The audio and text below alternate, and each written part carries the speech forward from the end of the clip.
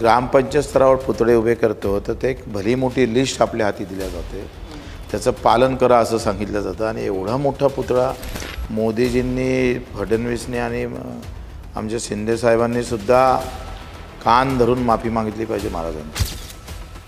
ही तिसरी आघाडी सध्या राज्यात अस्तित्वात येते का? कोणाकोणासोबत चर्चा सुरू आहे? याचे संभाव्य भाग कोण असू शकतात? तिसरी आघाडी म्हटल्यापेक्षा आम्ही पहिलीच आघाडी म्हणतो. मनोज जरांगे यांच्याशी तुमचे संबंध चांगले आहेत, हे वेगवेगळे घटक तुम्ही सोबत घेणार. एकनाथ शिंदे यांना सोडून वेगळ्या आघाडीची गरज का भासते तुम्हाला? शिंदे साहेबांची आमची मैत्री जरी असली तर ते शेतकरी शेतमजुरापेक्षा मोठे नाही आहे. ओबीसींचं आंदोलन सोडवलं, जरांगेंचं आंदोलन सोडवलं, पण त्यानंतर प्रश्न कुठेतरी डेडलॉक सिच्युएशनमध्ये सध्या दिसतोय. कसं आहे, प्रश्नाला जेव्हा राजकीय स्पर्श होतं ना तेव्हा ते प्रश्न मिटत नाही, ते तेव्हा ठेवावं लागतं. मराठा समाजाचा रोष एकनाथ शिंदेंवर नाही आहे फारसा म्हणावा असा, त्याच्यातनं दिसत नाही. तर या आंदोलनात कुठेतरी एकनाथ शिंदे एक नवा मराठा नेतृत्व म्हणून पुढे आलेत गेल्या काही दिवसामध्ये. तशा पद्धतीनं करता त्याच्यावर बरंच अवलंबून असते. मोठे मोठे निर्णय घेऊन कधी कधी होत नाही, पण सामान्य माणसाला थोडा आधार दिला तर त्याची वार्ता जाऊन एक मोठ्या प्रकारचं चांगल्या प्रकारचं वातावरण तयार होते, ते त्यामध्ये सफल झाले. ते मराठा आरक्षणाचे जे प्रस्ताव होते मंजुरी देण्यात येणारे ते देवेंद्र फडणवीसांनी अडवले. तुम्ही वेगळ्या बैठकात होतात, तुम्हाला बरेच पार्श्वभूमी माहिती आहे. जरांगेंच्या या आरोपामध्ये कितपत तथ्य वाटतं? या संपूर्ण वर्षभराच्या आंदोलनामध्ये फक्त देवेंद्र फडणवीस टार्गेटवर असण्याचं कारण काय असतं? जरांगे उपोषणाला बसल्यानंतर जे इतर समाजाच्या आंदोलनात मोठी केली त्याच्यात मोठा हात हा देवेंद्रजी फडणवीसचा आहे असा जो समज फैलला आणि त्याच्यातून जे काही वक्तव्य आलं, त्याच्यातून जो काही संघर्ष वाढला.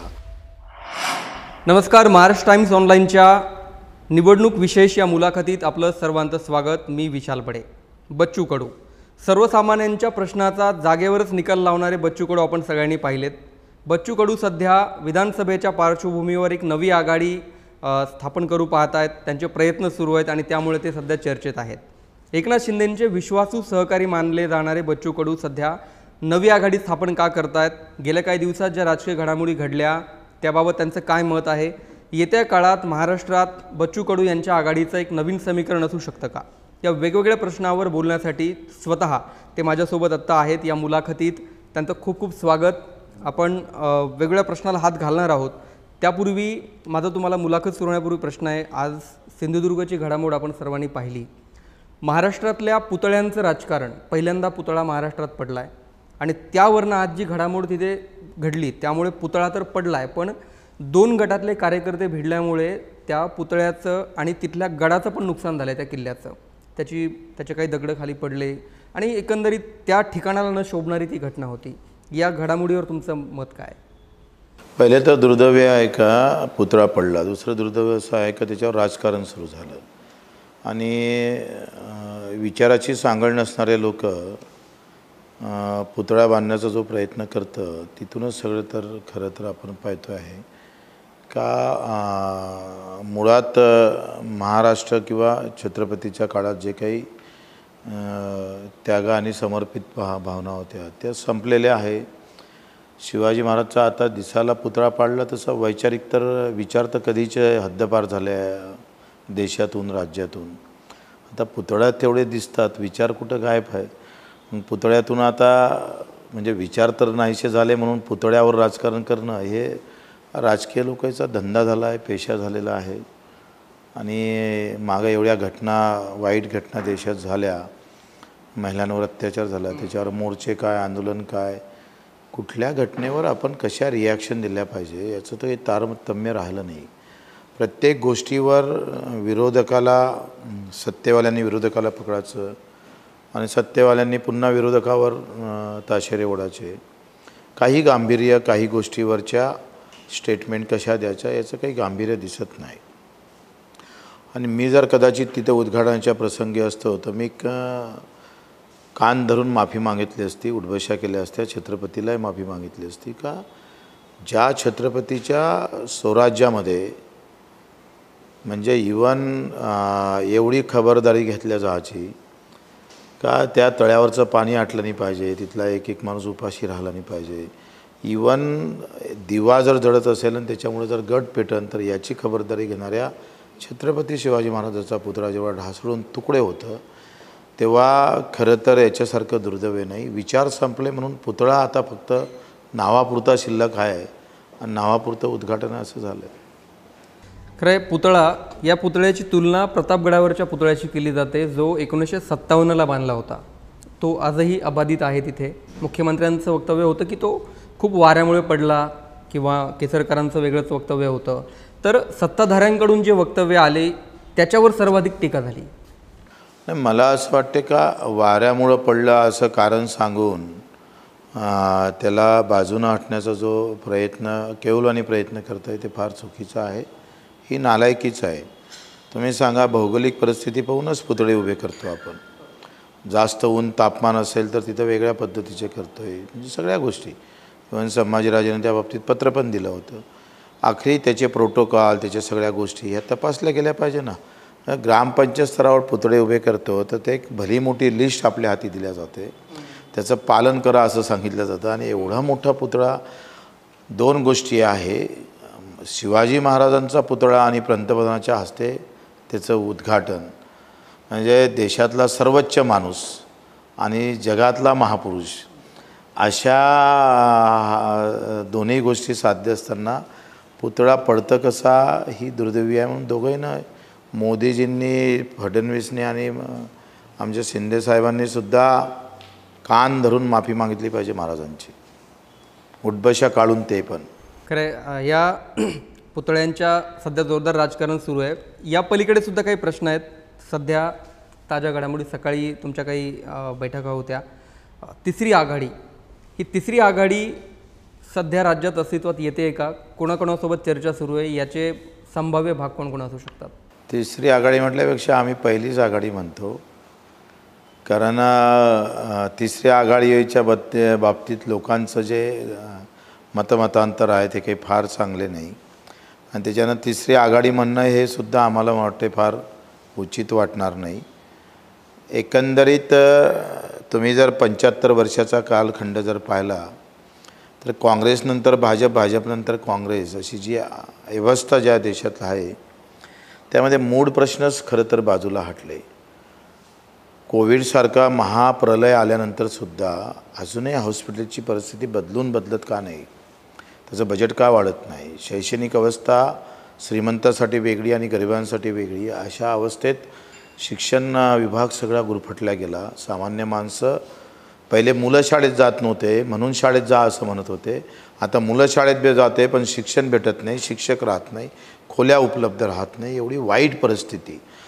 संडास बाथरूमसुद्धा 75व्या वर्षामध्ये प्रत्येक शाळेत बांधू शकलं नाही. काँग्रेस म्हणा का भाजप, ते बॉटल तेच आहे, लेबल तेच आहे, फक्त औषध बदलली. मी दारू म्हणणार नाही, ती तशीच ठेवली. लेबल सगळं सारखं आहे और अंदर की जो बात है दवा वो वैसी रखी है. पण या आघाडीचा काही कॉमन मिनिमम अजेंडा ठरलेला आहे का? यात कोणकोणत्या पक्षांची चर्चा झाली आहे?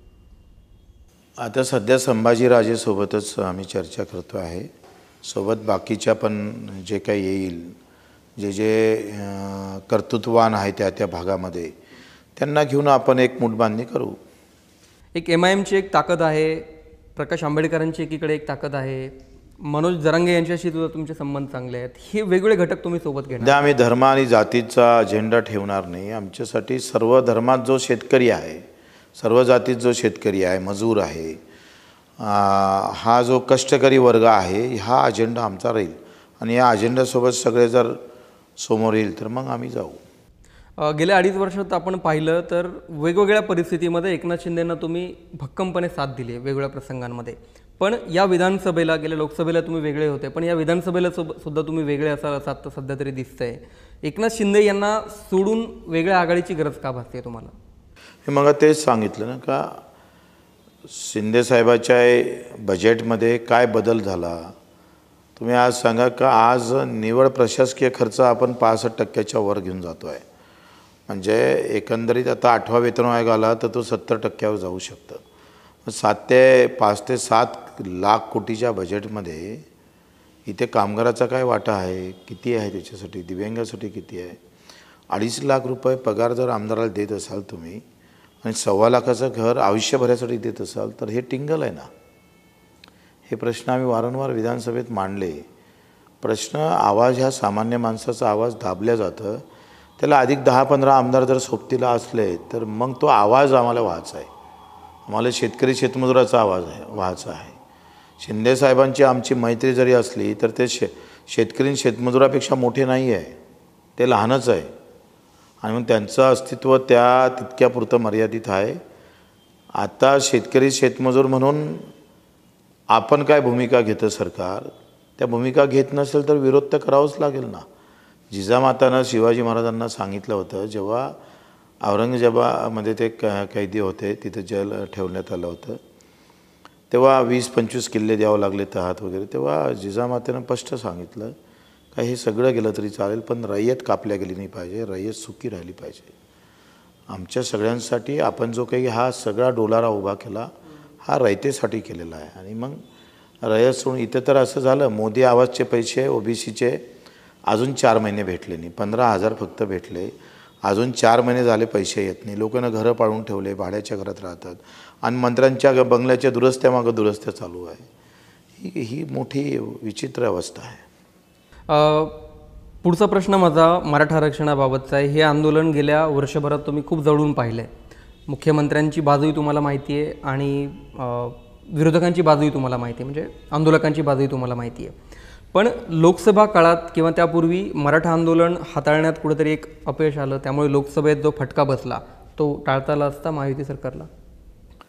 त्याच्यात 2 गोष्टी आहे, 2 बाजू तेव्हा तयार होतं. तेव्हा कुठलंही सरकार अडचणीत येतं. एक कुठली बाजू घेऊन चाललो तर त्याचे परिणाम येते. आणि मग या सगळ्या याच्याला 2 ओबीसी आणि मराठा अशा 2 बाजू तिथं निर्माण झाल्या.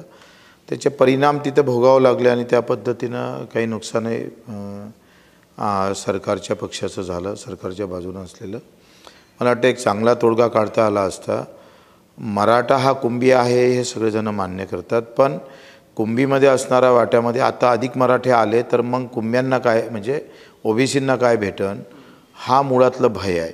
हे काळाचं असेल तर 10% आरक्षण ओबीसीचं वाढवून घेतलं तर हे कदाचित भय निघून जाईल आणि गावागावात जो तणाव आहे तोही कमी होईल. पण गेल्या काही दिवसांमध्ये एक सर्वपक्षीय बैठकीचं निमंत्रण दिलं होतं. ओबीसींचं आंदोलन सोडवलं, जरांगेंचं आंदोलन सोडवलं, पण त्यानंतर प्रश्न कुठेतरी डेडलॉक सिच्युएशनमध्ये सध्या दिसतोय. कसं आहे, प्रश्नाला जेव्हा राजकीय स्पर्श होतं ना तेव्हा ते प्रश्न मिटत नाही, ते तेवढं ठेवावं लागतं. बरेच प्रश्न असे असतात, जसा नामांतराचा मुद्दा होता. बाबासाहेब आंबेडकरांचं नाव मराठवाडा विद्यापीठाला द्या, जिथपर्यंत ते नाव होतं द्याचं आंदोलन सुरू होतं तेव्हा आंबेडकरी चळवळ मोठी मजबूत होती आणि नाव दिल्याबरोबर ते चळवळ थांबली. तर कधी कधी मुद्दाहून काय, राम मंदिराची चळवळ, राम मंदिर झाल्यानंतर जेवढे रामभक्त मजबूत होते ते झाल्यानंतर नाही झाले. स्वातंत्र्याची चळवळ स्वातंत्र्याच्या अगोदर मजबूत होती, पण आता ती संपल्यासारखी आहे. कारण आता राष्ट्र महत्त्वाचं नाही, जात आणि धर्म महत्त्वाची झाली. त्याच्यापेक्षा महत्त्वाचं माझं घर आणि मी झालो. ही जी अवस्था निर्माण झाली ती चळवळीतून बाहेर निघाला माणूस, मग तो त्याचं घर आणि त्याची जात धर्म पाहत राहतं. मराठवाड्यातल्या लोकसभेचा निकाल आपण पाहिला, तिथे महायुतीचा जवळपास सुपडा साफ झाला. फक्त एकनाथ शिंदे यांची एक जागा तिथे निवडून आली, भुमरे तिथे निवडून आले. मराठा आंदोलनाचा त्यांना तिथे तोटा होण्याऐवजी फायदा झालेला दिसला. गेल्या काही दिवसात एक सर्वे आला होता टाइम्स नाऊचा, त्याच्यामध्ये एकनाथ शिंदेंची लोकप्रियता वाढल्याचं दिसतंय. म्हणजे ओव्हरऑल लोकसभेनंतर जर आपण पाहिलं तर एकनाथ शिंदेंची लोकप्रियता वाढतीये, त्यांच्या कामावर समाधान लोक त्या सर्वेमध्ये व्यक्त करतायत. मराठा समाजाचा रोष एकनाथ शिंदेंवर नाही आहे फारसा म्हणावा असा, त्याच्यातनं दिसत नाही. तर या आंदोलनात कुठेतरी एकनाथ शिंदे एक नवं मराठा नेतृत्व म्हणून पुढे आलेत गेल्या काही दिवसामध्ये. एक प्रत्येक माणसाच्या स्वभावानुसार त्याच्या लायक किंवा त्याचे मानणारा वर्ग वाढतं. एकनाथ शिंदेचं मी जवळून पाहिलेलं काम असं आहे का ते रात्री 2 वाजताही गेले, 3ही वाजता गेले तर तिथं त्याची भेट होतं, त्याला मार्ग दिलं जातं, त्याला मदत केल्या जातं. ज्या भावना आहे, कसं आहे, तुम्ही राज्य करताना तुम्ही कुठल्या पद्धतीनं ते करता, कशा पद्धतीनं करता, त्याच्यावर बरंच अवलंबून असतं. मोठे मोठे निर्णय घेऊन कधी कधी होत नाही, पण सामान्य माणसाला थोडा आधार दिला तर त्याची वार्ता जाऊन एक मोठ्या प्रकारचं चांगल्या प्रकारचं वातावरण तयार होते. ते त्यामध्ये सफल झाले आणि त्याच्यात यशस्वी झाल्यामुळे त्यांचा फायदाही झाला. दुसरं तुम्ही जे सांगताय की काँग्रेस जो फटका बसला भाजपाला, त्याचं मूळ कारण आहे हिंदुत्ववादीचा अजेंडा भाजपचा राहिला आणि मुस्लिम आणि इतर जे धर्मीय लोक आहेत त्यांचं आम्ही पालणार आहे अशी एकंदरीत काँग्रेसची भूमिका राहिली. आणि याच्यामध्ये सरसकट मुस्लिम आणि SC समाज काँग्रेसच्या बाजूनं गेला. तुम्ही पहा संभाजीनगरची सीट का आली, कारण मुस्लिम सीट तिथं मजबूत उभी होती MIMची. त्याच्यामुळं काँग्रेसची मतं MIMनं घेतले किंवा MIMचे मतं काँग्रेसनं घेतले, दोनपैकी काही असू शकतं. तर त्याच्यामुळं BJPला ते सुकर झालं सेनेला. याच्यात सगळ्यात मोठा फटका राजस्थान असेल, तुमचं UP असेल आणि महाराष्ट्र आणि खालचा भाग असेल. मुस्लिमांच्या भूमिका फार मजबूत आणि व्यवस्थित राहिल्यामुळं त्याचा फटका BJPला बसला. कारण सध्याचं राजकारण हे धर्मावर आहे, मुद्द्यावर नाही. माणसं मेले तरी चालेल, उपाशी राहून तडफून मेल तरी चालेल, पण झेंडा हाती द्यायची व्यवस्था जे राज्यकर्त्यांनी निर्माण केली तिथं हा देश खोकला होणार आहे.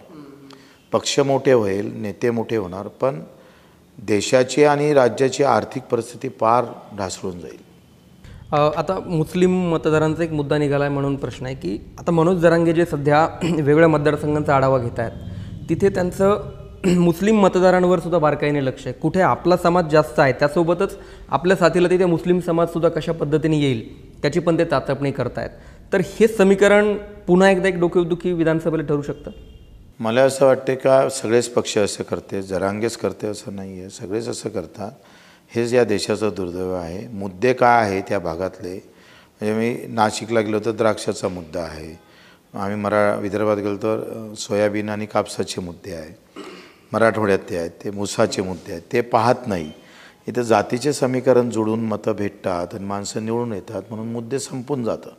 आता मुंबईच्या किनारपट्टीवर असणारा मच्छीमार समाज असेल तर ते मुद्दे नाही होऊ शकत. त्यांच्या उपासमारीची पाळी येतं ते आपल्या न्यूज चॅनलला म्हणा कुठल्या ते फार तिकडे कॅमेरे जात नाही आणि मग हे देशाचं दुर्दैवच आहे. गेल्या काही दिवसात मनोज जरांगे यांचे जे आरोप आहेत त्याच्यात त्यांचा एक आरोप आहे की ते मराठा आरक्षणाचे जे प्रस्ताव होते मंजुरी देण्यात येणारे ते देवेंद्र फडणवीसांनी अडवले. तुम्ही वेगळ्या बैठकात होतात, तुम्हाला बरेच पार्श्वभूमी माहिती आहे. जरांगेंच्या या आरोपामध्ये कितपत तथ्य वाटतं? कसं आहे, आता त्यांनी माहिती कोणाकडून घेतली आणि त्यांचे सोर्स काय आहे हे त्याच्यावर अवलंबून आहे. त्यांनी कुठल्या सोर्सद्वारे किंवा कुठल्या माहितीद्वारे त्यांनी हा आरोप केला. मला वाटते एखादा आरोप करताना त्याचे पुराव्यासहित सादर केले तर त्याचा प्रभाव जास्त पडतो. बगैर पुराव्याचे आरोप कोणी करू नये. पण त्यांच्या टार्गेटवर प्रत्युत्तर आता तुम्ही जे उत्तर दिले ते भाजपातून अनेकांनी दिलं, स्वतः देवेंद्र फडणवीसांनी स्पष्टीकरण दिलं, पण या संपूर्ण वर्षभराच्या आंदोलनामध्ये फक्त देवेंद्र फडणवीस टार्गेटवर असण्याचं कारण काय असू शकतं? काय झालं, एक सामान्य माणसाच्या डोक्यात असा संभ्रम तयार झालेला आहे. तो खरा का खोटा मला माहीत नाही, परंतु जरांगे उपोषणाला बसल्यानंतर जे इतर समाजाच्या आंदोलनं मोठी केली त्याच्यात मोठा हात हा देवेंद्रजी फडणवीसचा आहे असा जो समज फैलला आणि त्याच्यातून जे काही वक्तव्य आलं, त्याच्यातून जो काही संघर्ष वाढला, लोकांना असं वाटलं का पहिले धर्माची लढाई लढली, धर्माच्या लढाईत काही राजकारण होत नाही म्हणून जातीमध्ये लढाई लढून पुन्हा राजकारण केलं जातं काय, हा जो संभ्रम फैलला त्याच्यातून ते आरोप झाले. पण हा खरंच संभ्रम आहे की जरांगे म्हणतात तसं ते खरंही आहे? आता त्यांच्याजवळ काय पुरावे मला माहीत नाही. आता मी असा आरोप केला असता तर मी पुराव्यासहित केला असता. ठीक आहे. माझा विदर्भातले सुद्धा काही प्रश्न आहेत, विशेषतः अमरावतीमधला. राणा दाम्पत्याने उद्धव ठाकरे मुख्यमंत्री असताना खूप मोठं त्यांच्या विरोधात आंदोलन केलं, त्याच्यानंतर जिल्ह्यातही वातावरण निर्मिती झाली ती आपोआपच. पण लोकसभेला म्हणावा असा इम्पॅक्ट तिथे दिसला नाही. मतांचं विभाजन झालं. राणा दाम्पत्याचा म्हणजे नवनीत राणांचा विशेषतः तिथे खूप मोठा पराभव झाला. तर त्या निकालाकडे अमरावतीच्या तुम्ही कसं बघता? खरं तर राणानंच नवनीत राणाला पाडलं आहे. पहिली गोष्ट ते एकमेकाचेच प्रतिस्पर्धी झाले आणि तो एक मोठा त्याच्यात फॅक्टर राहिलेला आहे.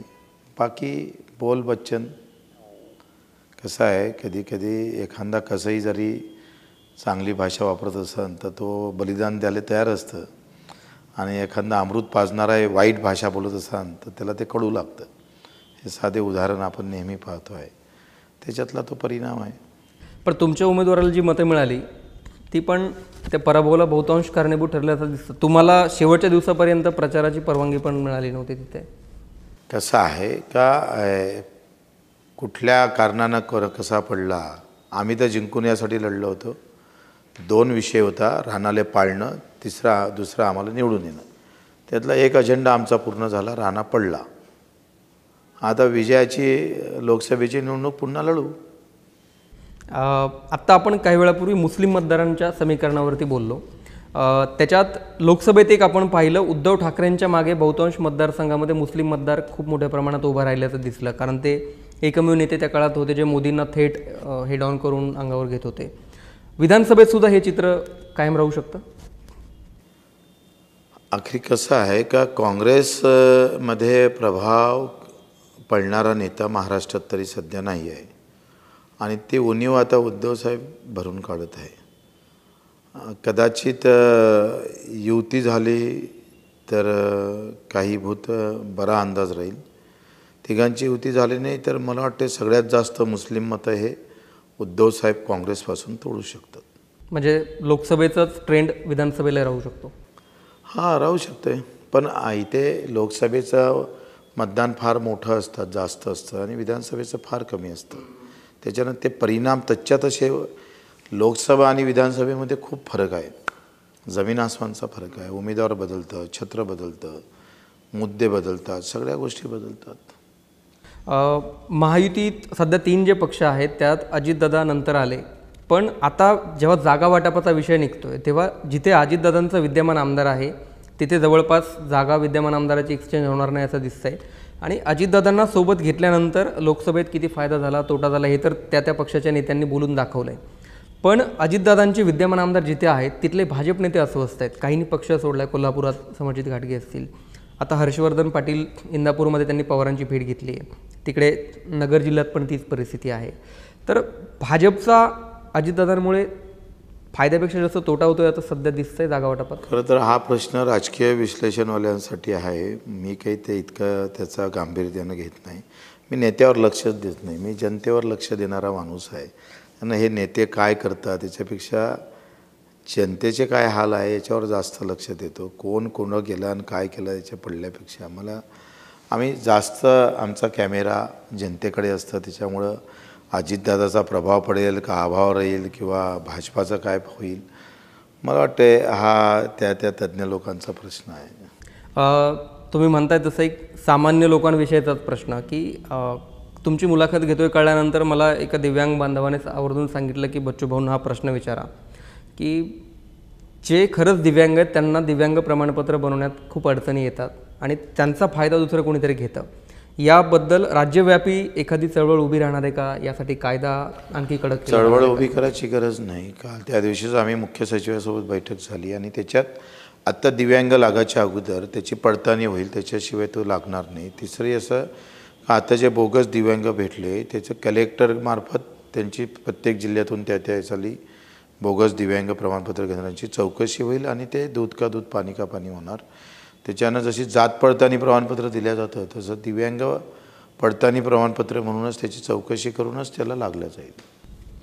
ठीक आहे. तर बच्चू कडू यांनी त्यांच्या भाषेत राजकीय उत्तरं दिली आहेत. सामान्य लोकांच्या प्रश्नावर त्यांनी त्यांच्या भाषेत पुन्हा उत्तरं दिली आहेत. तर बच्चू भाऊ खूप खूप धन्यवाद. तुम्ही या सर्व प्रश्नांना उत्तरं दिलीत, तुम्ही वेळ काढून आलात त्याबद्दल. तर बच्चू कडूंची मुलाखत आपण पाहिली.